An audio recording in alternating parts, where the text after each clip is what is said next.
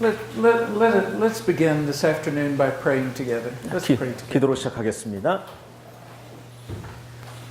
Well, Lord, our Lord, thank you for the gift of time and the gift of lunch today. 우리 주님, 이렇게 아름다운 시간, 귀한 점심 주신 거 감사합니다. Thank you for the gift of study and communication with each other. 하나님 이렇게 공부할 수 있는 은총, 그리고 같이 의견, 하나님 말씀을 나눌 수 있는 시간을 주신 것 감사합니다. And most of all, thank you for your gracious words to us through the prophet Isaiah. 하나님, 이사야 선지자를 통해서 우리에게 은혜로운 말씀을 주신 것 감사합니다. Help us today to hear these words as words of challenge and of hope. 하나님, 그 하나님 말씀 우리에게 도전과 희망에 주는 말씀으로 들을 수 있도록 도와주시옵소서. Strengthen our faith and our commitment to each other and to you. 하나님, 우리가 서로 믿음을 강화시킬 수 있는 그런 저희들 되게 해주시옵소서. This is our prayer in Jesus' name. 이것이 예수님의 이름으로 기도하였습니다. Amen. Well, this afternoon we're going to try to cover quite a bit of ground, so we're going to go faster. 우리가 이번 오후는 좀 더 조금 빠른 속도로 우리가 이사야 내용을 커버해 가겠습니다. So I'm glad that everyone has had ice cream. That will give us lots of energy. 아이스크림 먹었으니까 좀 에너지가 생길 수 있습니다. Yeah. Okay. And so I said before this morning that chapters 6 through 12 are a single unit. 우리가 아까 오전에 말씀드린 것처럼 6장부터 12장은 하나의 단락으로 특별히 하나의 단락으로 규정될 수 있습니다. And the unit opens with the story of Isaiah's call to be a prophet. 그 단락은 6장에 나와 있는 것처럼 이사야의 선자의 소명으로부터 시작하고 있습니다. And then in chapters 7 and 8 we get more stories about the prophet Isaiah. 우리는 7장에 좀 더 이사야 선자에 대해서 좀 더 많은 것을 배워가게 될 겁니다. And then in chapters 9 through 12 we get a series of oracles of his. 우리 또 9장에서 12장도 신탁, 그 예언의 말씀에 관해서 다루게 될 겁니다. So first we'll start with the stories and then we'll move to the oracles. 우리 첫 번째 우리는 스토리로 시작해서 예언의 말씀, 신탁으로 들어가겠습니다. And then at some point this afternoon we'll try to talk about parts of chapters 13 through 23. 또한 우리는 또 부분적으로 13장에서 21장에 대해서도 부분적으로 다루겠습니다. And by that time we may be going like a high-speed train to Busan. I don't know. 바로 그 타임에 좀 더 빠른 시간으로 감가서 빠른 시간으로 우리가 이 과정을 진행할 겁니다. But we'll see. 자, 봅시다. So chapter 7. In chapter 7, 7장 보세요. we have a story describing a particular historical situation. 우리는 7장에서 특별한 역사적인 사건을 대하게 될 겁니다. This can be dated precisely to the years 734 to 732 BC. 이것은 정확하게 733, 703년 시작될 겁니다. 703년부터 시작되는 시간입니다. 703, right? 734, 732. 오케이, 734. 이 BC예요, BC. 734년에서 732년. 거꾸로가 BC니까. 오케이. During this period, the Assyrian Empire was expanding into to the area of Palestine. 바로 그 시점에 아수리아 제국은 그의 영토를 확장해 갔는데 바로 이스라엘 지금까지 이르게 됩니다.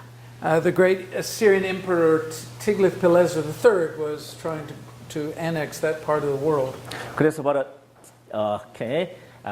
아수리아 제국의 대왕 3세인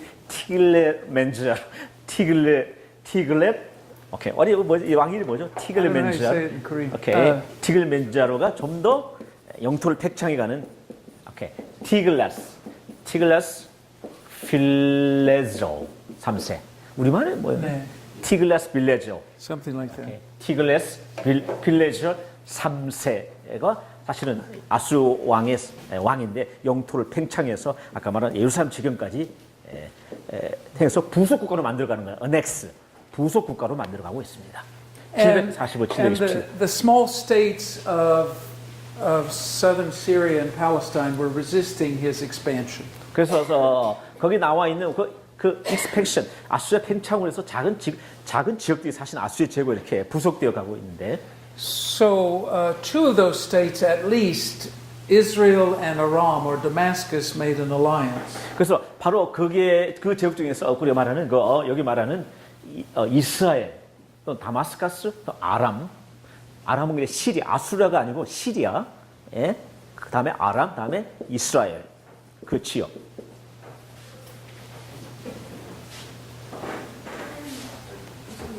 So I will do this as best I can. This is not a very good map. 오케이. 이렇게 19도 7383, 52루 4643 차도 빼달라는데 누구 차죠? 다시 한번 19도 맞지? 19도 7383, 52루 4643. 이 차 없으시죠? 아까 우리 오전에 오신 분이 놓고 가신 것 같아. 차를. 대학원생? 예. Somebody park in the ground. Okay. They should be back. Parked in the ground. Okay. 없어.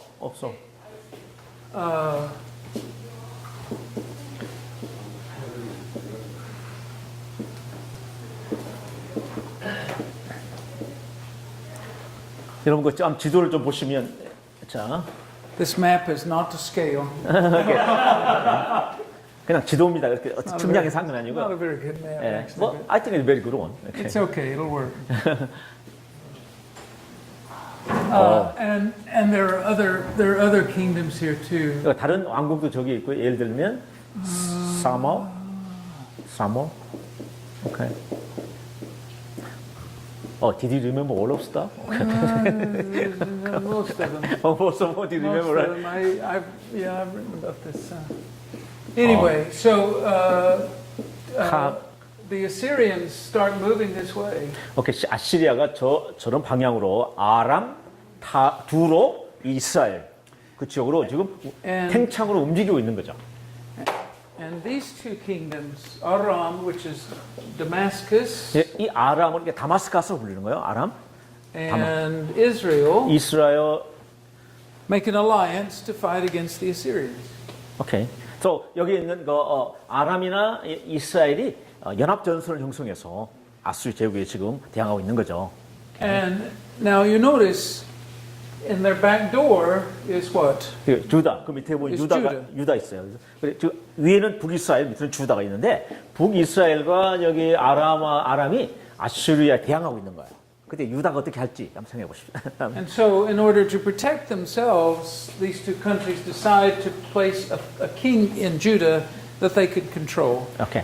그래서 여기에 있는 아람과 이스라엘이 사실은 이렇게 주다에게 사실 압력을 가는 거예요. 우리가 같이 조인해서 아수리아에 대항하자 이렇게 하고 있는 거예요. So that's the situation of chapter 7 of Isaiah. 7장에 나온 역사적인 상황에 대한 이야기입니다.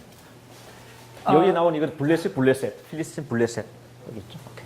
So yes, Peles. That's right. 필리스틴. That's right. 야. The king of Judah, Ahaz, 예, 유다 왕인 아하스 왕. has to make a decision really about what he's going to do. 그래서 아하스 왕은 자기가 무슨 일 해야 될지를 결정을 해야만 할 때가 왔습니다. And the prophet Isaiah comes to him and says, I want to give you a sign of what God wants you to 그래서 do. 이사야가 그 아하스 왕에 가지고 하나님께서 해야 될 일을 내가 사인으로 보여주겠다. And Ahaz does something very, very strange. He says, I don't want a sign from God. 그래서 나는 하나님으로는 사인을 나는 거절하겠다. I will not put the Lord to the test. 나는 하나님을 시험하지 않겠다. 이렇게 나왔어요. Now, if you think about it, that makes almost no sense. 오케이. 정말 약간 보면 좀 난센스한 것이죠. 사인을 받지도 않겠다 이유가 뭐냐니까 시험하지 않겠다는 겁니다. 하나님을. If a prophet came to you and said, "Let me tell you the future," would you say, "No, thank you"? 오케이. 이사야가 와가지고 미래에 되어질 일을 너에게 말해주겠다고 하지만 아하스 왕은 아니야, no thank you. 고마워, 안 해도 돼. 이렇게 했다는 겁니다. No king would do that, but Ahaz does do that. 오케이. 어떤 왕도 그렇게 하면 안 되지만 아하스 왕은 그런 액션을 취했습니다. And so Isaiah responds to him with a series of statements. 그래서 아시아는 아주 진지하게 심각한 논조로 아하스 왕에게 이야기합니다. For one thing, he says, if you are not faithful, you would not be found faithful. 오케이, 네가 하나님께 신실하지 못한다면 너는 역시 하나님 신실하지 못한 자로 남게 될 것이고. Im lo ta'aminu ki lo te'amenu is the Hebrew expression. 오케이. It's a pun. It's a wordplay. 오케이. And then Isaiah says to him, "Well, the Lord will give you a sign anyway." 하여튼 이사야가 아스가 말하기를 하나님께서는 어떤 식이든지 표적, 사인을 주게 될 것이다. And this is the very famous text, Isaiah 7:14. 그래서 우리는 이사야 가장 유명한 기절인 이사야 7장 14절에 이르게 됩니다. And in which he says, a young woman will conceive and bring forth a son. 그래서 바로 영우먼 젊은 여자가 아들을 낳게 될 것이다. And we'll call his name Emmanuel. 임마누엘, 그의 이름을 임마누엘이라고 하라. 그래서 임마누엘이 거기에 7장 14절에 나오게 됩니다. And Emmanuel, of course, means God with us. 임마누엘은 하나님이 우리와 함께하다는 뜻입니다.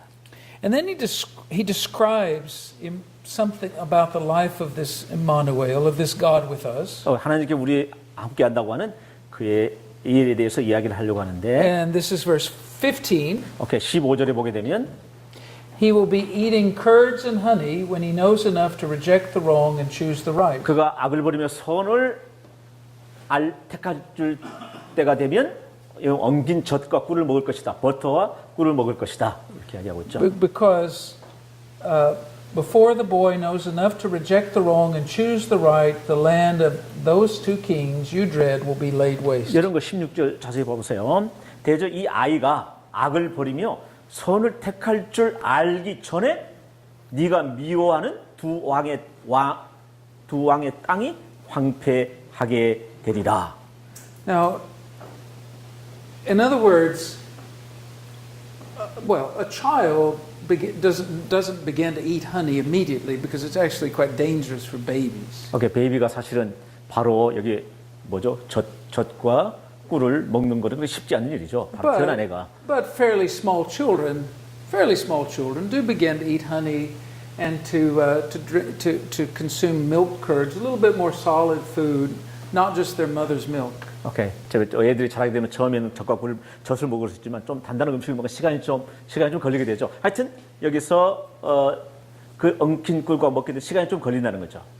But this is still the food of small children. 여기는 여전히 작은 스몰 칠드런에게는 음식이 있을 수가 있습니다. So he says to him before very long, before this child is very large, the two kings that you're afraid of, namely the king of Israel and the king of Samaria, will be defeated. 그래서 조금 얘가 조금 이렇게 좀 성장하게 되면, 다시 말하면 꿀과 젖을 먹을 때가 되면 아와성, 네가 싫어하는 이스라엘 왕과 아람 왕이 그 땅이 패하게 될 것이다. 이렇게 이야기하는 거죠. And so what you need to do, Ahaz, is you need to be still and wait. 그래서 너는 여전히 그때를 기다리라 하는 거죠. Because soon enough God will bring deliverance to you. 좀 지나게 되면 하나님께서 아와스가 있는 유다 지역을 구원하게 될 것이다. So we talked about this morning. We talked about how texts that are fulfilled can be fulfilled in more than one way, right? Mm-hmm. That there's fulfillment and there can be other kinds of fulfillment. 오케이. 우리가 어떤 일을 이제 예언한 걸 성취하게 될 때는 뭐 이런 종류로 성취할 수 있지만 또 이런 케이스, 다른 케이스도 이렇게 상에 지나감에 따라서 이렇게 성취되어 가는 그런 과정을 한 예로 여기도 볼 수 있는 거죠. Which is to say that in the context of Isaiah's time, in Ahaz's time, the sign has to be fulfilled soon enough for Ahaz to see what's happening. 오케이. 사실 그러니까 여기에 나와 있는 이 7장에 아와스 왕이 될 그때에 하나님께서 예언하신 그 말씀이 곧 성취되어지는 모습, 두 왕이 머지않아서 그 땅이 패하게 될 것이라는 내용을 보게 된다는 겁니다. 예언의 한 성취 부분이죠, 여기도. Otherwise, the sign doesn't do any good. 그래서 그렇지 않으면 그 사인이 표적이 그렇게 성취된 표적인데 그렇지 않으면 표적이 별로 의미가 없는 거죠. So the text has to have a meaning in Ahaz's own time. It has to mean something that he could have seen. 그래서 사실은 여기서 그 예언한 징조 모든 것이 아와스 왕 그때의 반드시 어떤 표적이든 예언이든지 의미를 반드시 준다는 사실을 기억해야 합니다. At the same time, as you know, this text is very, very famous. 오케이. 또한 이 내용은 여러분 이거 7장의 이 내용 상당히 유명한 실장인 내용이 되는데요. because it's cited in the Gospel of Matthew. 오케이, 이것은 역시 마태복음에서 인용되고 있기 때문입니다. And in the Gospel of Matthew, the verse is applied to whom? To 오케이. Jesus. 오케이. 우리 마태복음 보면 우리 예수의 탄생에 대한 이야기를 하고 있죠. This is Matthew chapter 1. 오케이, 마태복음 1장. Yeah, if you want to turn there for just a moment. We'll go there. Maybe 21, I think. 25, 6, somewhere 25? there. Something like that. Maybe 21, I think. I don't remember. You're the New Testament person, not me. Not I'm a me. New Testament guy. You're the New Testament guy. 24장? 오케이, 이제 you are correct. You know? Oh, Yeah, you are correct. it happens. It's a miracle. Yeah, you are correct. I'm wrong. You know? No, it's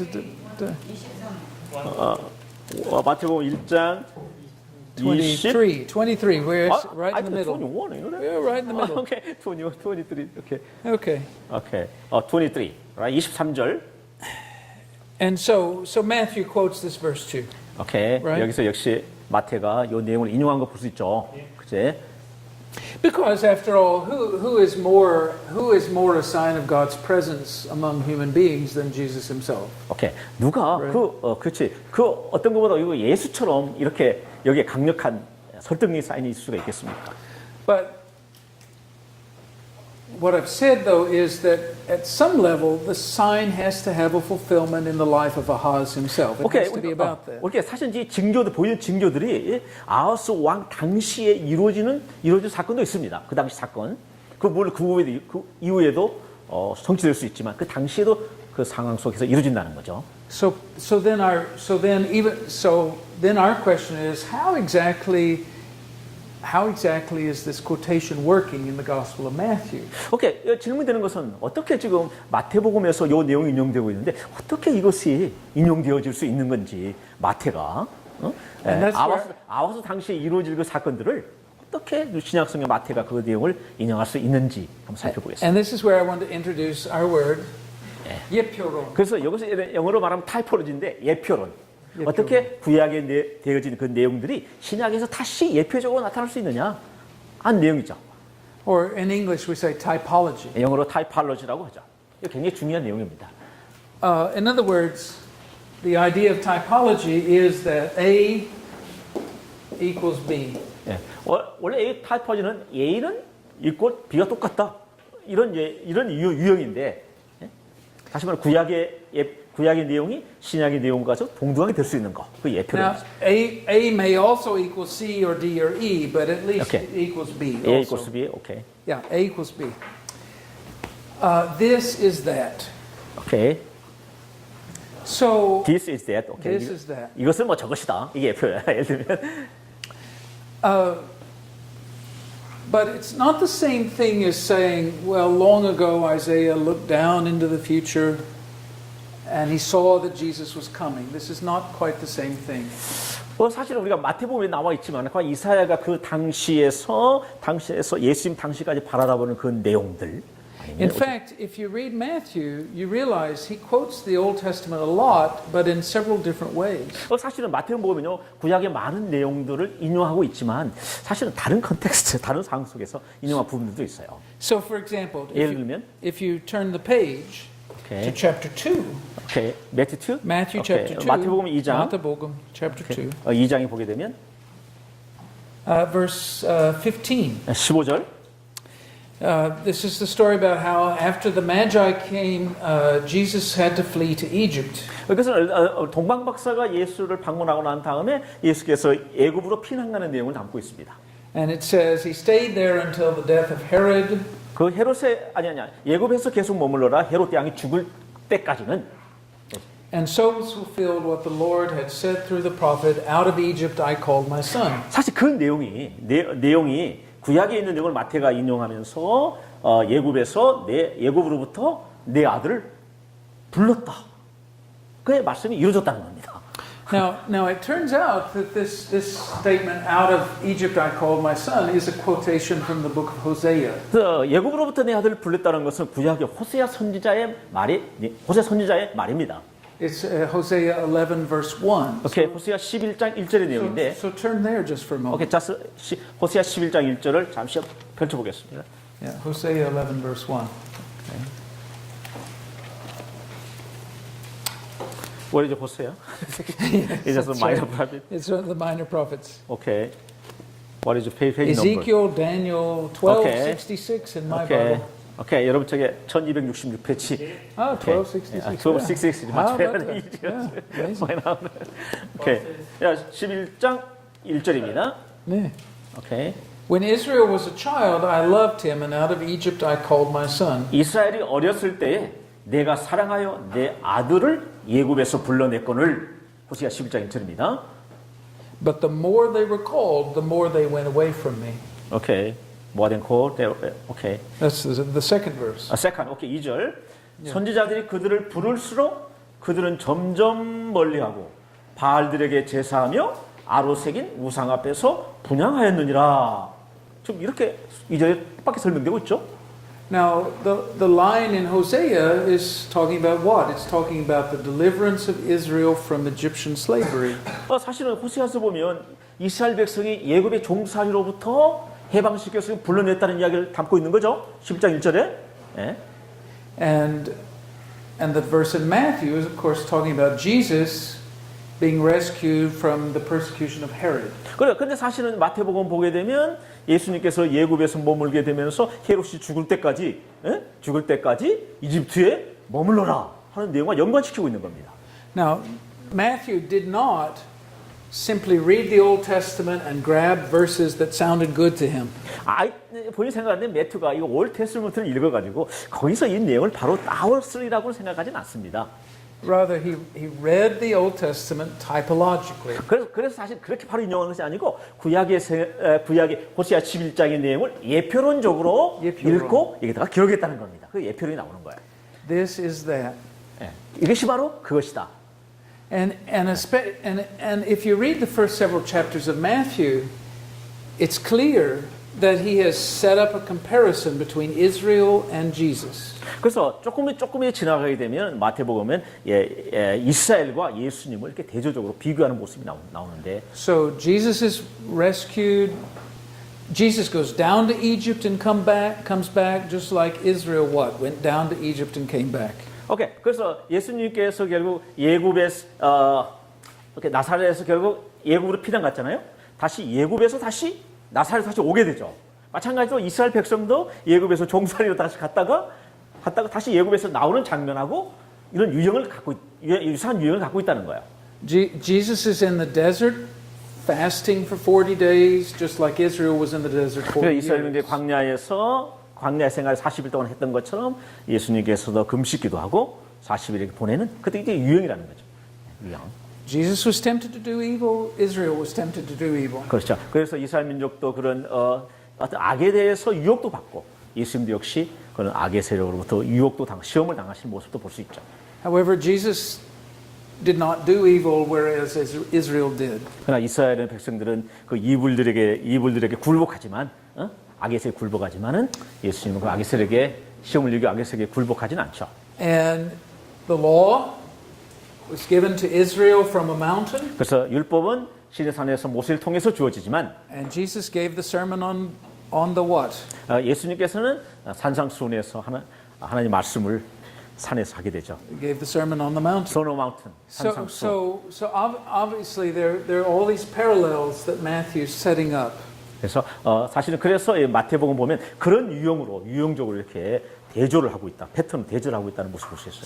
So he reads the Old Testament typologically. 그래서 그는 다시 말하면 구약의 내용을 그냥 가서 막 따오긴 하지만 그것을 예표론적으로 예표론적으로 따왔다는 얘기입니다. Okay. So does that make sense to you? Does that make sense? 여러분 어떻게 생각하시는지 모르겠습니다. 질문 있습니까? Maybe you're worried less about that tonight. I don't. 오케이. 처녀가 잉태하여 아들을 낳을 것이라고 네. 아하스가 예표를 구하지 않으니까 네. 이 처녀가 잉태하여 아들을 낳을 것이라고 이제 그 징조를 주는데 예, 맞습니다. 이 처녀가 아들을 낳는 게 그 당시에 이루어졌습니다. 예. 제 생각에는 조만간에 그 이야기를 할 것 같은데, 그 이야기를 조금만 기다려보시죠. Okay, continue. Okay. Actually, even if King Ahaz refused to the sign from God, right? 아까 sign from God, but Isaiah give the sign, okay? Right. The version will give a son. Right. So he has said about that. That sign Yeah. will be accomplished during Isaiah time. Yes. Okay.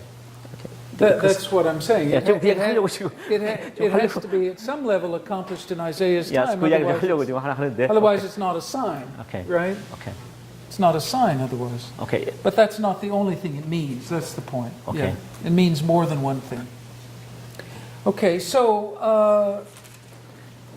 and then he goes on and he talks about what will happen. He talks about in the rest of chapter 7 the deliverance from invasion of the north of Israel and Judah. But there is a problem. 오케이, 7장의 뒤편은 결국은 아수리아로부터 유다를 이제 구원해내는, 건져내는 그런 장면을 이렇게 설명하고 있는데, The problem is, in Ahaz's mind, he has two choices. 그 아하스의 왕에는 두 가지 선택이 놓여져 있습니다. He can either side with Israel and Aram, or he can side with Assyria. 그는 자기는 아까 말하는 그 아하스 왕은 이게 이스라엘이나 아람과 이렇게 한편이 될 것인가 해서 아수리아를 저항할 것인가, 아니면 그냥 친 아수리아를 택할 것인가 선택에. And either of those choices is very dangerous. 그래서 두 가지 선택이 다 위험스러운 일입니다. Because if you pick the wrong side, you're destroyed. And if you pick the right side, you may then be controlled by that side. 오케이. 여기 둘 중에 어떤 걸 택하든지 안에 어떤 이쪽으로서 이렇게는 사실은 요를 택하든지 이스라엘은 지금 멸망할 수도 있고, 사실 아수르를 택한다고 할지라도 유다가 아수르를 통제할 수가 없어요. 그렇게 통제를 받게 되는 것이죠. So Isaiah's advice is be still, trust God, and do not take either side. 그래서 결국은 비스티어 하나님을 신뢰하고 그 어떤 쪽도 택하지 말라라고 말하고 있습니다. But I think Ahaz thought that this advice was very impractical. 그래서 사실은 그것은 너무 아하스 왕은 너무 실제적인 거 아니다. He thought that he had to choose. 오케이. 그 자기 생각할 때 자기가 생각하는 것을 선택하고 싶다는 겁니다. And so he chose Assyria. 결국은 그가 선택하는 것이 아시리아를 여기 아시리아를 택하게 됩니다. Right? Yeah. 이렇게 He chose Assyria. 아시리아 제국을 택하게 됩니다. I think the Bible doesn't say what his logic was. 오케이. 바이블은 그가 어떻게 해서 논리적으로 그가 아시리아를 택하는지는 기록되어 있지는 않지만, But I think maybe the logic is better the enemy who is far away than the enemy who's 그래서 next 그가 door. 자기가 택하는 것을 어느 것보다는 여기 있는 거 택하는 것보다는 좀 아수리아, 제가 생각할 때는 강대국, 좀 멀리 있는 강대국을 더 택한 것 같습니다. It turns out, however, to have been a very bad decision. 이것도 역시 결과적으로 나쁜 결과를 가져오게 됩니다. Because even though Assyria did not annex Judah itself, 결국은 물론 이 아시리아가 주다를 자기 부속 국가로 만들지는 않았지만, they did annex everything else. 오케이.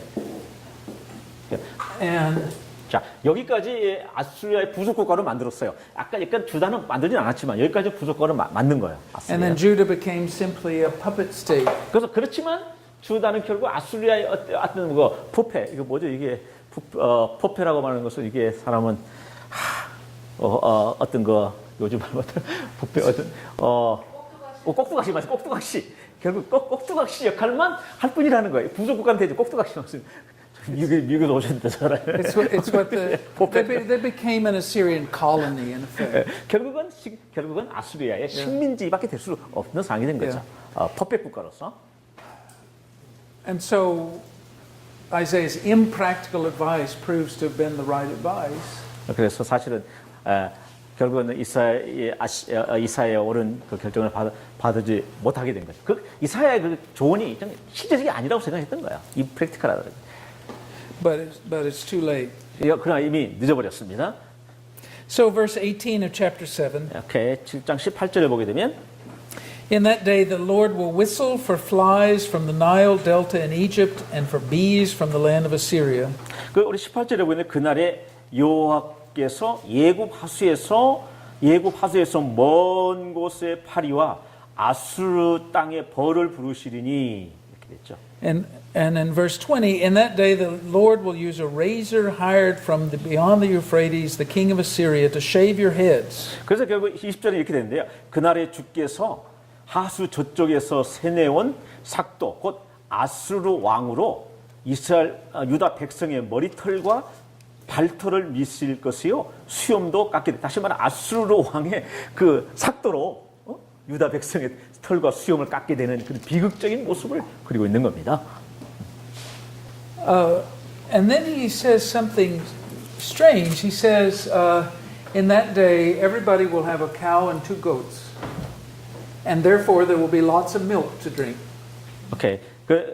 역시 22절에 나와 있는데 그 딴에는 이제 어린 암소와 2 양도 있고 내는 젖이 많고 그죠? 양을 그날에는 내는 젖이 많으므로 엉킨 젖을 먹을 것이라 그 가운데 남아 있는 자들은 엉킨 젖과 꿀을 먹게 될 것이다. 그러나 Which sounds like good news until you realize the reason everybody has plenty of milk to drink is there aren't that many people to drink the milk. 사실은 많은 젖과 꿀이 있으니까 그날에는 이거 많은 것을 먹게 될 것이다라고 하지만 Remember, this is a culture in which milk drinking and cheese eating is very prominent, which is not so true in Eastern Asia, but in West Asia.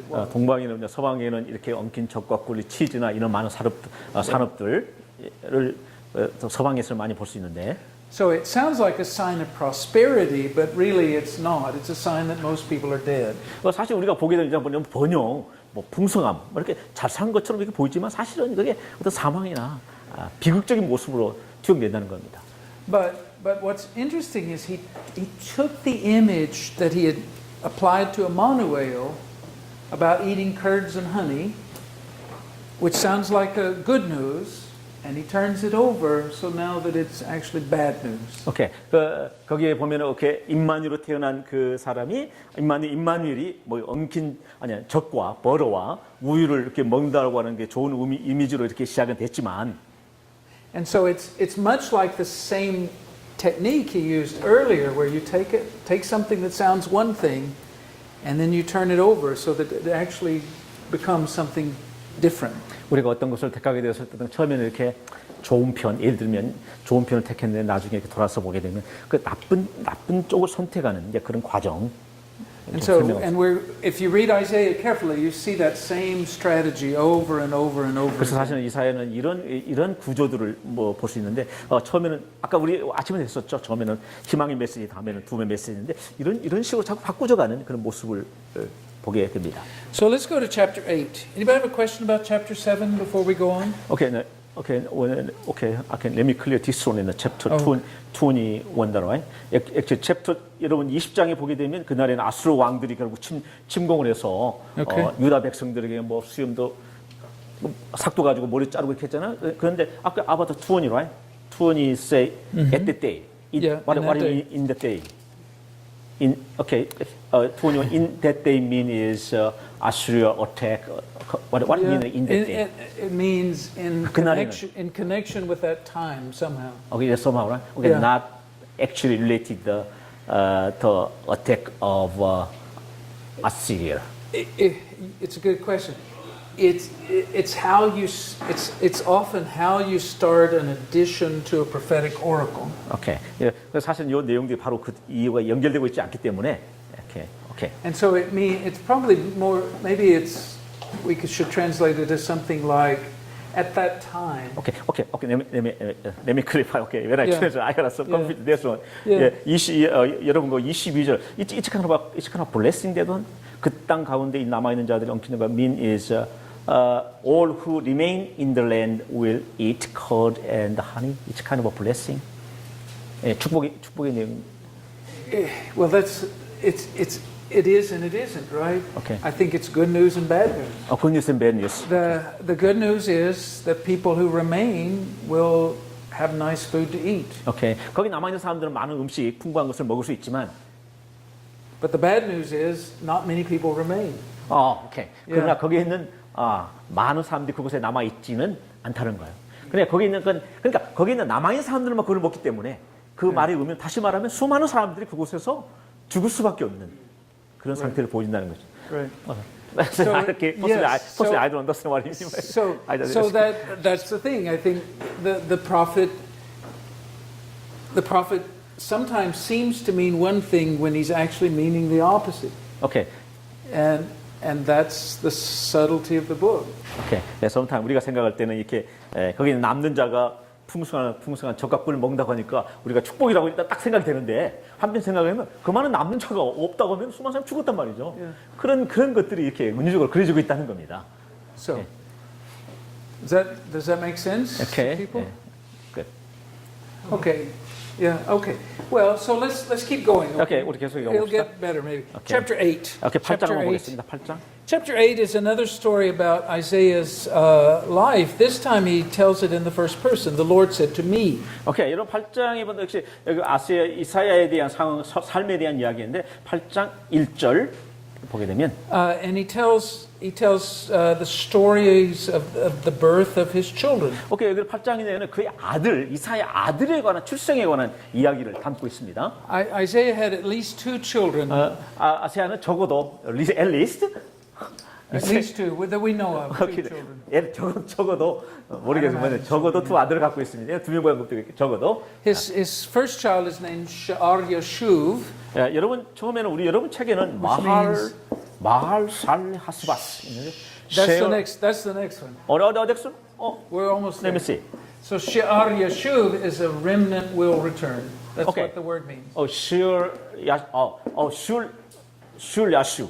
Shear-Yashuv. 슈울 야슈는 뭐냐니까 남는 자는 돌아오게 될 것이다. 이 첫 번째 아들이에요. 우리말 책에 뭐 나왔어요? 슈울 야슈?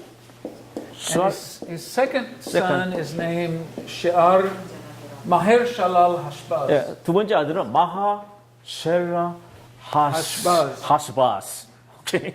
마헬 샬라 하스바스. 마할 샬라 하스바스. So if Do you remember that name in English? if any of you are looking for names for your children, go with some of these names, huh? Okay. What do you mean? What it means. Okay. It means 이 아들의 이름의 의미는 speed the spoil, hurry up the prey, let me see. which Okay. is also a strange name. 베르스. 오케이. 스피드 속도를 내세요. 오래 지게 가면 스포여 속도를 내세요. 노 전리품, 약탈품. 그러니까 약탈품이요 속도를 내라 이 뜻이고요. 이것도 마찬가지. 전리품이요 전리품으로 서둘러라. 근데 우리 한글 번역해 보니까 뭐니까 전리품으로 번영하다. 이거 잘 모르겠어요. 우리 한글 번역은 전리품으로 번영하다. 이게 한국말 번역이거든요. 전리품으로 번영한다. 이게 상당히 근데 한글 번역 그렇게 돼 있어요. 한글의 주석책 보면 근데 이거 보면 the spoil 노량물이 속도를 내다 이런 뜻이거든요. 이게 제 생각은 아수르 제국이 유다 민족을 침공이 들어오는 그 속도 그런 걸 이야기를 하고 있는 것 같아요. 오케이. Now, so Okay, let me explain. What is the actual meaning of the speed of soil? it means the verbs are imperatives. 임페로 속도를 내라. They're imperatives. The verb means to it's imagery of hunting. right? 헌팅 어떤 걸 낚시하고 어떤 걸 노획하고. So the spoil or the prey are the animals that are being hunted. Animals being hunted. Yes, and so it says make the animals being hunted to hurry up. Okay. And anybody here ever hunted before? 사냥. Okay. Am I the only one? 그러니까 사실은 Maybe I'm the only one. 그런 Okay, 전리품이나 okay. Well, 그런 사냥감들 속도를 내서 잡으라는 건데. In hunting, you flush the animal, right? You put it in a position where it no longer feels safe because Okay. it's not safe, Okay. right? So the name means something like flush the animal so that it will run away and then you can kill it. That's what it means. Okay. So it's kind of you're trying to kill kill the animal animal. animal who are running. Yes. Right. So 뛰어가고 있는 애니멀을 가서 잡든지 속도를 내서 Yeah. 서둘러서 애니멀을 사냥감을 잡으라는 거예요. 이렇게. Right. So it's the language of hunting.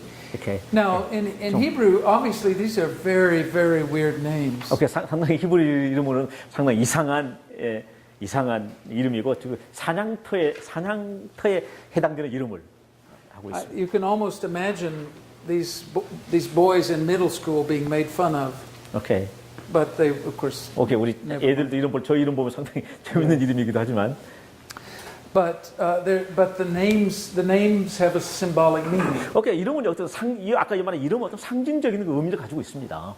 The name of Maher-shalal-Chashbaz points to the fact that Israel is going to be almost destroyed. 오케이, 그렇게 바알샬루 그 이름이 아까 의미하는 것처럼 이스라엘 민족이 결국은 사냥감이 되고 말 것이다. 그런 이야기죠. And the name She'ar Yashuv means there will be some survivors. 오케이, 그렇지만 여기에 저기에는 시오르바는 남는 자가 결국 존재하게 될 것이다. So even the names themselves are part of Isaiah's ministry as a prophet, his message as a prophet. 사실 저 두 아들의 이름 자체가 이사야가 이사야의 민스리 사역에 대한 의미를 두 단어 이름이 아들의 이름이 말해주고 있는 것이죠. So again, those of you who are going to have children, maybe you shouldn't use these names. Actually. Okay, 그런 이름 할게요. Yeah. Okay, let me just pause that. Okay, Yeah. even if children, people will be it will spoil. Okay, spoiled by the Assyria people, even though, but there are just some remnant will alive and return. A remnant will return. Okay, that makes sense? Yeah. Okay. 그러니까 지금 둘째 아들 이름처럼 이스라엘 민족이 아수리아 제국으로부터 그런 사냥감이 된다고 할지라도 그런 남는 자, 첫 번째 남는 자처럼 남는 자는 결국 있게 될 것이다. 그런 이야기를 하고 있는 거죠. 그 이름을 통해서 이스라엘 사역, 이사야에 나와 있는 사역의 의미를 설명해주고 있다. So then you have verse 4. 오케이, 4절을 보게 되면 chapter 8, verse 4. 8장 4절을 보게 되면 Before the boy knows how to say, my father or my mother, the wealth of Damascus and the plunder of Samaria will be carried off by the king of Assyria. 오케이, 4절을 보게 되면 이 아이가 내 아빠, 내 엄마라 부를 줄 알기 전에 다메섹의 재물과 사마리아의 노량물이 아수르 왕 앞에 옮겨질 것임을 하시느니라. You know, in little babies usually learn those as among their very first words, right? 오케이, 어린이들이 처음에 배울 수 있는 말이 뭐예요? 아빠, 엄마를 그거 배울 수 있는 게 첫 번째 단계죠. Or in Hebrew you say Avi, Ami, Imi. 아미? Imi is mother, Avi Ami? is father. 오케이. So it's just like Very similar, right? it's very similar, right? 이제 Appa, Korean name is 아빠. Yes, I know. 아빠. These are very, very old words, right? These are probably the oldest words are father and mother because they're the same in many, many languages that otherwise aren't connected to each other. How about the American little early boy? What do you call you? Daddy? Just Daddy. dad? Daddy. That's first word? 아빠. Dada, mama, Okay, how about the mommy, mother? mama, dad? Okay. Yeah. So these are the very first words That's children learn usually. 첫 번째로 애들이 배울 수 있는 첫 번째 워드가 아빠라고 부르기 전에. If your child learns as his first word yepyoron, you know you have a very smart child. They smart children. Okay, you smart children. 예표론. Very difficult technical word. How can children know that word? It's just a joke. Okay, that's a joke. Okay. Okay. No, so when the child is still very small, Aram and Israel will lose. That's the message. 그래서 여기 남아 있는 그 애들이 아빠, 엄마라고 부르기 전에. In other words, 아람왕과 여기 누구죠? 이스라엘은 아수리아로부터 in other words, Isaiah 8 verse 4 is an explanation of Isaiah 7 verse 15. 이 내용은 아시아 chapter 6, 7. 15. 7:15. 잠시 아까 좀 어린 아이들이 아빠로 부르기 전에 아까 두 나라가 아수르부터 침몰을 받겠다고 그랬죠. 근데 그 아들의 이름을 임마누엘을 하라고 그랬잖아요. 그 아들도 뭐 알기 전에 뭐예요? 그 선과 악을 알기 전에 뭘 먹게 될 것이다. 뭐 버섯과 굿을 먹게 될 것이다. 그거하고 이렇게 균형이 잡혀져 있죠. 평행 구절로. 네. And which leads some people to argue that Maher Shalal Hashbaz is also Immanuel. 오케이. 어떤 사람들은 말하기를 여기 두 번째 아들 있잖아요. 마하샬라 바슈가 역시 임마누엘이 아닌가. 7장 14절에 말하는 그 임마누엘이 아닌가. 다시 말하면 이사야 아들이 아닌가. Son of Isaiah, right? Actually. Yeah, the son of Isaiah. Now, I think it depends on what you mean by is. 오케이. Right? 이렇게 우리가 어떻게 이제 해석하느냐에 따라 다르게 이야기를 하겠지만은 Maher Shalal Hashbaz is one of the fulfillments of the prophecy of the Immanuel. 오케이. 그럼에도 불구하고 어떻게 해석은 다를 수 있지만은 그러니까 이 아들이 결국은 임마누엘에 대한 어떤 그 내용과 어떤 것을 성취한 꼭 임마누엘은 아니라고 할지라도 그 내용의 어떤 속성을 성취한 부분으로 나타날 수 있다는 거죠. And that's to me that's very interesting because it says that even in Isaiah's time, when things seem the darkest, there is still hope. 오케이. 이 내용은 이스라엘 당시에도 이렇게 국제 정세를 보면 이 어려운 시기에도 불구하고 그런 희망의 메시지가 올 수 있는 것은 So even a child with a terrible name 오케이. can be a sign of God's merciful presence. 그러니까 여러분 알다시피 두 번째 이게 아들의 내용이 얼마나 이게 섬뜩한 이름의 그 의미입니까? 그럼에도 불구하고 희망의 메시지는 오고 있다는 겁니다. Yeah. So now he's not the only Immanuel. 오케이. 그는 분명히 자기가 유일하게 자기만 그 유일하게 임마누엘의 이름을 갖는 의미를 갖는 사람은 아니라는 겁니다. There's a much more important Immanuel talked about in the 우리는 Gospel of 좀 더 Matthew. 임마누엘은 좀 더 그 깊고 중요한 의미도 갖고 있습니다. 이 사람만이 임마누엘의 모든 것을 다 가질 수 있는 사람은 아니라는 거죠. 좀 더 임마누엘의 의미는 좀 더 But 깊은 still, 의미가 있다. there's still a connection, Yeah. right? 오케이. Now let me say a few more things, and we'll take a break in 몇 a few 가지 하고 minutes. 좀 쉬겠습니다. When the professor says a few minutes, he really means lots of minutes, but we'll do our best, right? We do our best. 오케이. In chapters 9 through 12, 오케이. 9장 12절. you have a series of shorter oracles. 오케이. 여러분 그 짧은 예언의 신탁의 말씀을 볼 수 있는데요. For example, in chapter 9, 오케이. 챕터 9. you have the story about at the beginning of the chapter. 오케이.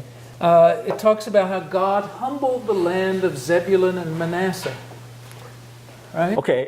9장에 이렇게 9장 1절에 보게 되면 그렇게 나왔죠. 전에 고통받은 자들에게 흑암이 없으리 애적에 여호와께서 스불론 땅과 납달의 땅이 멸시를 당하게 하셨더니 오케이. So let me try this map, okay? Okay, This is going to be a map of basically this. 오케이. 오케이. Alright. 요 내용을 좀 더 확대해서 enlarge, right? Enlarge. This is 이걸 an enlarged 확대해서 map. 일단 그려 놓겠습니다. This map is also not to scale. 오케이. 이거는 어떤 거기 In fact, 측량을 해서 만드는 건 in 아니고요. fact, it's terrible. I don't like this at all. Okay. So if you draw the land of Israel and you have Okay. here's Jerusalem, 제루살렘, right?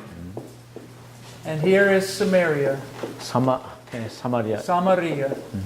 And over here this is Peleset, 이렇게 블레셋. right? Peleset. 어, And then 벨레셋? yeah, the Philistines. 필리스틴. 오케이. Philistine. 필리스틴, Say 블레셋. Peleset, right? And here is Egypt. We're going to head to okay. Egypt. All right.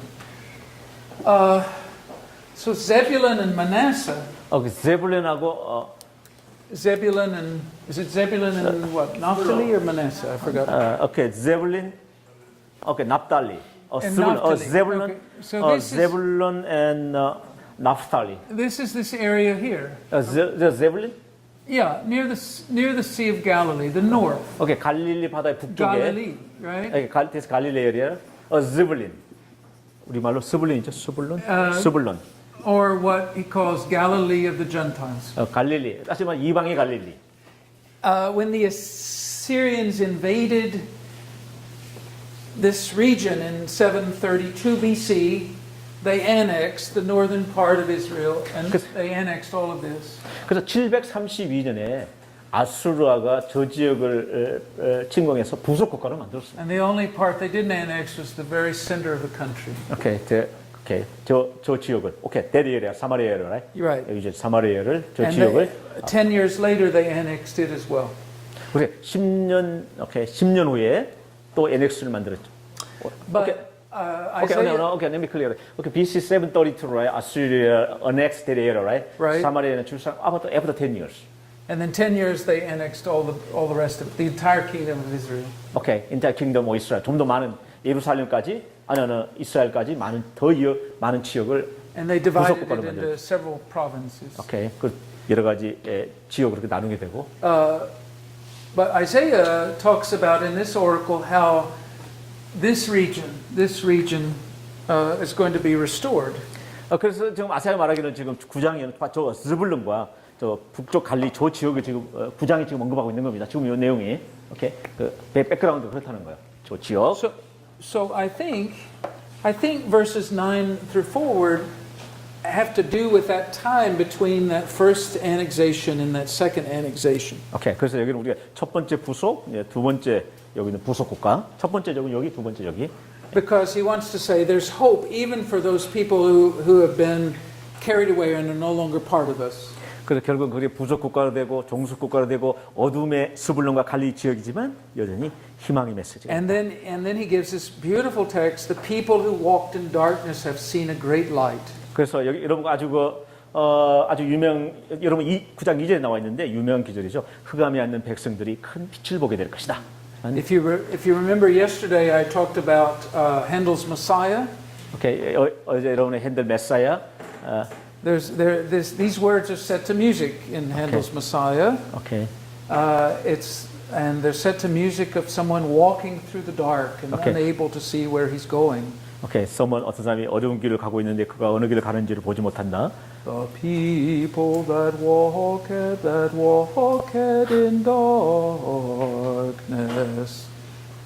That was terrible. That was really bad. But you see, even in the music, someone stumbling around, trying not to hurt himself. Okay. Right? So the people who walked in darkness have seen a great light. 오케이. 어두운 가운데서 걸어가는 사람들이 see great light 큰 태양을 보게 될 것이다. Yeah. It's kind of including Handel the music, right? Well, Handel turned it into music. 오케이. 그것을 음악으로 바꾸고 가고 있습니다. Well, but Isaiah sees it as a sign of possible restoration for the people, even in the north.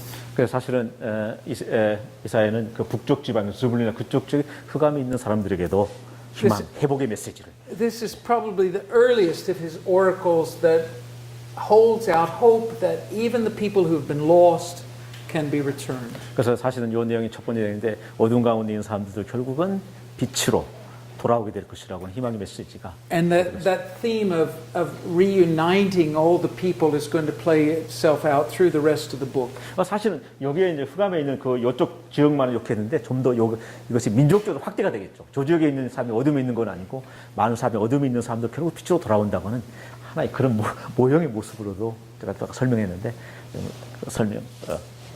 표현될 수 있는 거죠. And then he says, how will this happen? And he talks about then the coming of the king. Unto us a child is born. 오케이. 다음에 여러분 오케이. There's our son also born. Ours. Yeah. A child is born to us. Yeah. 오케이. 다음에 그게 메시지가 뭐냐니까 어린 아들이 우리들에게 태어났다. 그렇죠? 메시아가 태어났다. And then he uses a series of royal titles for this child. 자, 지금부터 여기서는 이런 왕의 타이틀과 명칭으로 계속 지금 붙여지게 될 겁니다. And so he calls him Wonderful Counselor, Mighty God, Everlasting Father, Prince of Peace. 자, 여러분 성경책에 나와 있는데요. 어디에 9장 몇 절이죠? 9장 6절입니까? 우리에게 한 아기가 우리에게 태어났죠.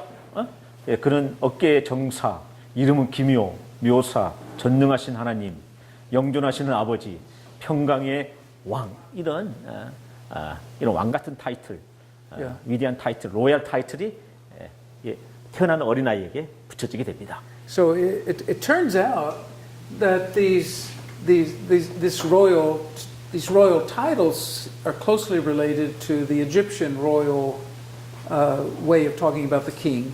사실은 여기 왕 같은 그런 칭호들이 이집트 왕에 대한 칭호와 상호식에 견줄 수 있는 그런 왕의 타이틀이 지금 붙여지고 있는데요.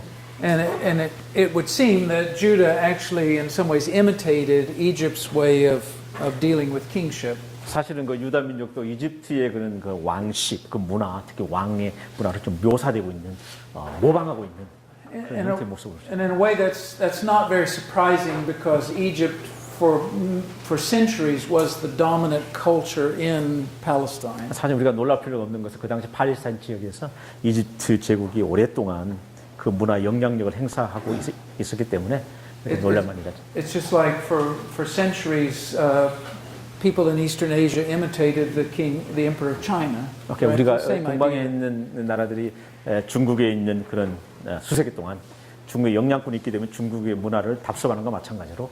Right. Or today people imitate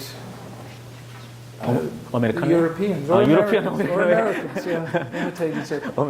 American European 오늘날 요즘 그런 Today everybody 그런 eats at 문화. McDonald's. Right? Lots of Starbucks there, coffee there. Yes, McDonald's over there. Yeah, right. It's the same thing, same idea, same phenomenon. Same phenomenon. You copy Coffee? You copy the dominant culture. Do you know the Americano coffee? Oh, come on. Coffee, Americano. Americano. Well, I just call that coffee, but yeah. coffee, not coffee. Yeah. Also, even coffee. Yeah. Americano. Yeah. Lots of Americano. Yeah, that's right. So coffee. We copy each other, but anyway, whatever. Okay. They borrow the Egyptian way of talking about the king, but we're not talking about the Egyptian king anymore. 우리가 이집트의 왕에 대한 말은 없지만 이집트에서 오고 이집트의 왕에게 칭호에 붙여준 그런 이름들을 카피 조금 모방하고 있는. But what's interesting to me is that Isaiah thinks of the monarchy, of the kingship, as the model, as a way in which God will show grace to Israel 그건 참 itself. 재밌는 거죠. 하나님께서 이스라엘 민족에 보여주는 그 은혜의 방식으로, 은혜의 방식으로 그런 왕 같은 그런 칭호. 태어난 아기에게 왕 같은 칭호가 붙였다는 것은 흥미로운 일이죠. 은혜를 베푸시는 방식으로 말이죠. In spite of the fact that the current king, Ahaz, is someone he doesn't get along with very well at all. 오케이. 사실 그러나 여기에 있는 그 아하즈 현실의 왕은 그렇게 될 만한 형태의 왕은 되지 못했습니다. There's actually a long debate as to who this king is in chapter 9. 오케이. 여기서 여러분 생각할 때는 이 구장이 그냥 예수님이라고 쉽게 생각할 수 있겠지만 많은 학자들이 진짜 이 후이즈 킹 왕이 진짜 누구냐에 대한 여전히 논란거리는 있습니다. 토론이 진행되고 있다는 거예요. Yeah, in the Jewish tradition, the debate is whether it's Hezekiah or his son Manasseh. 그래서 사실은 유대인은 이것은 히스기야 왕을 말하는 것이냐, 아니면 그의 아들 문하세를 말하는 것이냐 이렇게까지 이야기한다는 거예요. 유대인의 관점이 볼 때는. Yeah, and of course the Christian tradition has tended to read these words as messianic, as a 그래서 reference to Jesus. 우리 크리스찬 계통은 예수 메시아로서 예수님에 대한 그 어린아이를 묘사하고 있는데. But again, I think I think our understanding that the text can mean more than one thing is very useful here. 사실은 여기 텍스트가 좀 더 우리가 생각하는 것처럼 하나의 의미가 있는 건 아니고 좀 더 다양한 의미를 갖고 있을 수 있는 거죠. What is many scholar consider the child as Hezekiah? 어떤 사람들이 얘를 히스기야 왕이라고. 오케이, 이분 문하세 bad king. 문하세 king is so 악한 왕인데. Yeah. Where some people considers that boy as King Manasseh king. Because we're trying to read. You're trying to read the text in its historical context. 역사적인 상황 속에서. Right. So the idea is it needs to make sense in its historical context. Okay. And so one reference is to think of it as Hezekiah. The problem is, of course, we don't know when the text is dated. 오케이. 프라브는 언제 여기 있는 이 언급하는 내용이 어느 시점을 이야기하는지는 정확하지는 않는다는 거죠. 아까 말한 제가 질문한 거 있었죠. 왜 이게 어떤 학자들은 문하세까지 생각한다는 거예요. 어떤 헤즈키야로 생각한다는데. So if this text is dated to roughly the time of the war in chapter 7, then Hezekiah is a possibility. That would make some 오케이. sense. 7장에 나왔기 때문에 아마 역사적인 시점으로 보면 히스기야 왕의 때가 아닌가라고 언급하고 있다. Anyway, But the truth is we don't know. actually, many Christians consider that the boy, right, the boy, as a king, the royal king, is Messiah, even to Jesus, right? Right. Some. Right. What do you think about it? What do you think about it?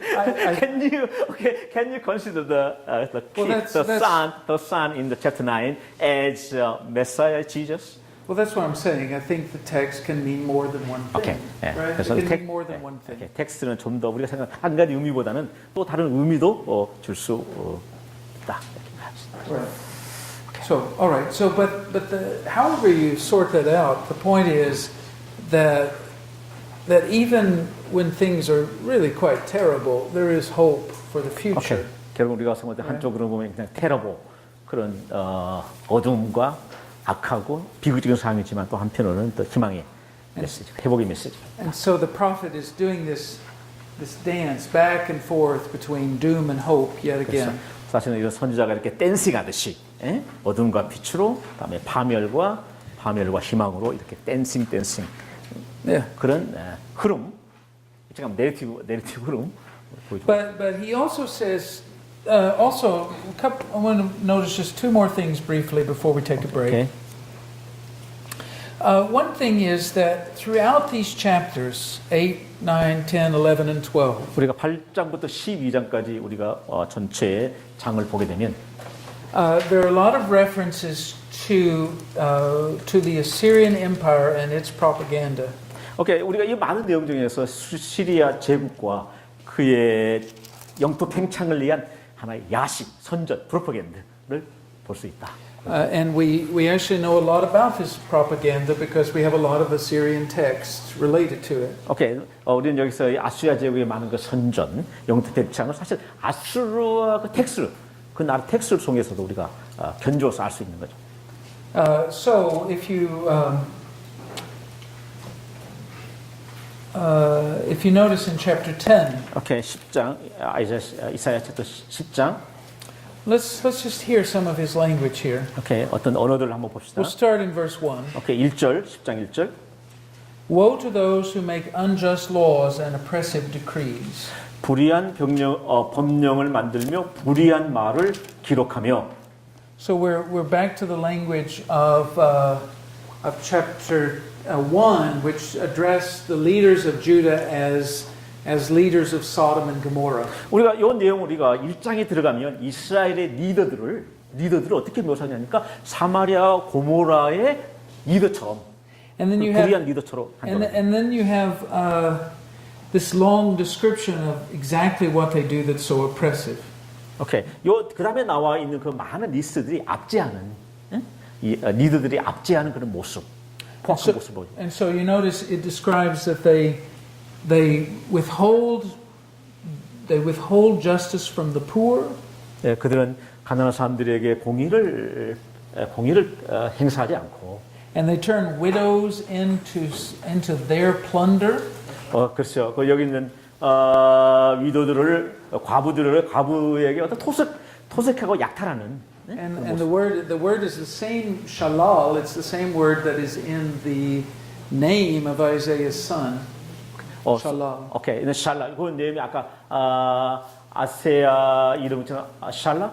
오케이. Shalal. 샬라 means spoil, spoil. or something to grab, to steal. 어떤 것을 훔치고 노획하고 포획하는 그런 의미로서 리더들이 과부들을 압제하고 박해하고 한다는 겁니다. And so, and then he talks about how they mistreat the orphans as 오케이. well. 어떻게 하면 그런 고아들을 그렇게 잘못 대하는지, 미스트리트, 박대하고 학대하는. So he describes the leaders of Judah as brutal, oppressive leaders. 그래서 유다의 지도자들 그런 잔인한, 야비한 지도자로 묘사하고 있습니다. And then he turns in verse 5 of chapter 10 to Assyria itself. 그래서 10장 5절에는 아수리아 제국 그 나라에 대해서 언급하고 있는데요. And he says, "Hey, Assyria, rod of my anger. 그래서 아수리아를 이야기하면서 이것은 하나님의 분노의 막대기다. 다시 말하면 아수리아를 통해서 하나님 분노를 표현하는 거예요. 분노의 막대기로 아수리아를 이용하겠다는 겁니다. And then we have a long description of really the politics of Isaiah's time.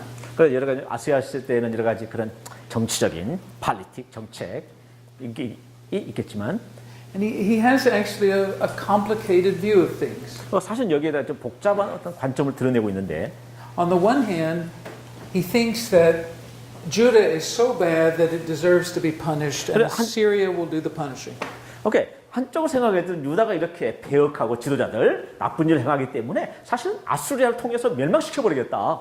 So he understands the invasion of Judah as divine punishment. 그래 이런 의미로 볼 때 그 하나님께서 아까 아수리를 분노의 막대기로 삼는다고 했잖아요. 그런 의미로 패역한 이스라엘을 멸망시키는 것은 하나님 뜻일 수 있는 거죠. On the other hand, 또 다른 관점을 보게 되면 he thinks Assyria takes this too far and it all goes to his head. 오케이. 사실은 그런데 사실 이 아수리아가 그런 일을 행함에 따라서 너무 나갈 수가 있는 거죠. Which is to say, he sympathizes also with the suffering of the people of Judah. 그러니까 아까 말한 하나님께서는 아수리아를 통해서 유다 백성을 이렇게 박대화했지만 역시 고난받는 하나님은 그 아수리아에서 고난받는 그 백성의 고통을 또 생각한다는 겁니다. So you think about that. If you say to someone, "You deserve to suffer, but I feel for you." 오케이. 어떤 사람은 너 당연히 그런 고통을 잘못했기 때문에 그런 고통을 받아야 돼. 그렇지만 나는 또 그 사람에 대해서 사랑과 동정을 가하는 그런 경우를 보게 되죠. That's a very difficult combination of sentiments. 이걸 두 개가 같이 이렇게 조합되기가 Yeah. 사실은 쉽죠. 당신은 그 악한 일이기 때문에 그런 벌을 받아야 되는데 당연히 또 내가 너를 이렇게 사랑하고 포용하는 하나님의 자비를 어떻게 연결될 수 있겠는가? But I think that's what Isaiah is trying to do. 예, 그 아세아가 이제 그런 문제들을 다루고 있는 것입니다. Because he sees history as complex. 그 역사 그 어려운 복잡한 그 역사의 상황 속에서 And he feels the pain of human suffering. 그래서 역시 인간의 고통과 아픔에 대해서도 이해하게 되죠. 하나님께서는. Even as he also feels the rightness of God's decision. 역시 하나님의 공의로운 판단, 결정도 또 그 안에는 있고요. I think being a prophet is a terrible job. 그러므로 이렇게 선지자가 그 와중 속에서 어떻게 해야 되는지가 참으로 어려운 사명이기도 합니다. Because over and over you feel this whiplash between those two poles, right? 여기 이런 두 가지 축들이 이사야 전체에서 오버랩되고 있습니다. And then one last thing, and then we'll take a break. Okay, I promise. 오케이. Chapter 11. 이제 또 11장 보겠습니다. Chapter 11. We're going to try to get some words of hope in here. 오케이. 여기 희망의 메시지를 한번 보십시다. Chapter 11, verse 1. Yeah. A shoot from Jesse will spring up. 오케이. 거기서 보니 나왔죠. 이새의 줄기에서 한 싹이 날 것이다. Yeah, shoot from the stump of Jesse, right? 오케이. 그 싹은 그 이새의 뿌리에서 So 한 가지가 날 거예요. the stump of Jesse. Jesse is who? Who's Jesse? 여러분 제시 이새가 누구죠? 제시? 다윗? The father of what? Father of David? Of David. Yeah, the father of David. The father of David. So 다윗이 somebody from the royal family. 오케이, 데이빗. 오케이, Right. 다윗. 그러니까 이거 로얄, 왕족이라는 거죠. But the idea of a shoot coming out of the stump is from where? That's back in chapter 7, right? 오케이. I mean 6, chapter 6, sorry. From chapter 6, his call story. So the texts are circling back on themselves again, right? 오케이. 여기서 보면 이새 줄기에서 한 싹이 난다라고 하는 것은 6절에 보면 이사야가 선지자로서의 부름을 받는다. 오케이. Let me see. I have some difficulty. I don't know the part of difficulty. Okay. How can we can connect? Okay. You know that the chapter 6, right? And prophetic call. Prophetic call narrative, right? Right. Or, and no, I'm sorry. Okay, Isaiah was called as a prophet. Right. Okay. How about this one? Is a shoot? A shoot come from the stump of the Jesse. Right. How can I relate to that one? 여러분 이 내용 어떻게 연결되고 있는지 6장 내용 10. Okay. Well, it's a good question. Okay. I mean, these are different. They're different literary genres. Okay. Right? 물론 여기는 다른 이제 문학적인 그 장르 형식을 갖고 있지만 but I think the connections at the level of an image. 레벨 오브 이미지. Yeah. 이미지가 연결고리가 있다는 거예요. 내용 그 자체가 Right. 그러기보다는. And that's what you see in these texts is they'll take one image from one text and then over here it'll suddenly be replayed. 오케이. 한 이미지 텍스트가 다른 곳에서는 다른 게 이렇게 상호작용, 인터플레이, 상호작용을 할 수 있는데 And this is happening over and over again. 이런 일들이 계속해서 이사야에 써 있지만 And so that's something I tried to say yesterday is that the prophets think in terms of images. 오케이. 프라핏은 어떤 이미지를 통해서 우리들에게 이야기를 하고 있고 It's not just ideas. It's also well again images, 오케이. metaphors. 그러니까 여기는 어떤 그 이미지기보다는 어떤 메타포. 예를 들면 a should come from a 11 a should come from stump. Yeah. 그러니까 한 싹이 줄기에서 나오는 그 과정을 이사야가 콜링 부르는 소명의 하나님의 소명의 과정으로 그 이미지만 이야기한다는 거죠. 아이디어가 아니라. Yeah. Okay, So I got that. is that okay? Yeah, I'm okay. Yeah. Okay. So they it doesn't, you know, I said yesterday, it's not like a letter of Paul where you have a straight argument. 오케이. 이건 어떤 스트롱 어떤 논술이나 논리적인 뭐 증거, 아이디어 이런 차원적이보다는 And it's not like a First and Second Samuel where you have a story. Okay. It's something else. 그런 사무엘 상하의 그런 거 스토리 그런 전개라기보다 it's not like, right? Yeah. It's not like a story of first. It's not like Yeah, that. not like. 그래서 스토리의 It's not 형식은 like 아니라는 거예요. So chapter 11 then, because returning to hope gives you this vision of the peaceable kingdom. 오케이. 그래서 11장으로 희망을 주는데 그 피스포 평화로운 나라, 평화로운 평강의 나라. And so we have a long list of things that are impossible in the world that we experience. 오케이. 우리가 사실 요 많은 일들을 우리가 지금 사실은 경험할 수 있는 그런 나라 있을 수 있을런지. Right? The wolf lies down with the lamb. 오케이. Well, wolves are very happy to lie down with lambs. 오케이. 그래서 wolf 일이 오케이. 일이 어떻게 이렇게 어린 순한 양처럼 But lambs are very nervous when this happens. 이제 그렇게 생각되면 그 양들은 굉장히 널버싸게 될 겁니다. Right? 아주 그냥 신경 쓰게 되죠. And he even gives the image of the lions eat grass, meaning they no longer eat antelopes. Okay, so it's kind of a okay 이런 사자들이 이렇게 풀 같은 거 이렇게 And he even in one last image, he even has and this is the most frightening image, right? He even has the little baby playing over the nest of the poisonous snakes. 여러 8절에 나와 있는 젖먹는 아이가 독사의 구멍에서 논다고 그런 표현들이 있죠. 그래, okay. And so the prophet envisions a world that's completely different from ours. 그래서 사실은 이사야가 보는 세계관은 우리가 지금 보는 것과 전혀 다른 그런 평화의 나라를 그리고 있는 거죠. It's just like back in chapter 2 where they beat all the weapons into farm tools. 우리가 이사야서 2장에 있는 것처럼 그런 낫이나 전쟁의 무기들이 차라리 평화의 농사짓는 기구로 바꾸가는. But it's another image of the same 그런 sort 이미지를 of 볼 수 idea. 있습니다. Yeah, I'm sorry, I Okay, keep running. okay. It's another image of the same idea. Okay. The restoration of people is Isaiah's ultimate goal. 오케이, 사람들에 대한 그런 회복, 그런 새로운 회복, 평화, 회복이 이사야에 나오는 중요한 목적이고 주제로 희망의 메시지, 회복의 메시지라고. And this reminds us of something else I said yesterday. The goal of the prophets is not to criticize everybody. 그래서 사실 선자 이사야에서 목적이 어떤 사람을 비판하거나 비평하는 데 초점을 목적을 두는 건 아니죠. The goal of the prophet is to inspire them with a vision of something that's different. 그래서 사실은 선자들은 우리들에게 조금 어떤 비전, 새로운 비전을 우리들에게 도전적인 비전을 우리에게서 다른 것을 꿈꾸는 좀 변화시키는 비전 주고 싶어하는 겁니다. Yeah, so they can then live into that vision. 오케이, 우리가 그런 비전 속에 살아가도록 요청하고 있는 거죠.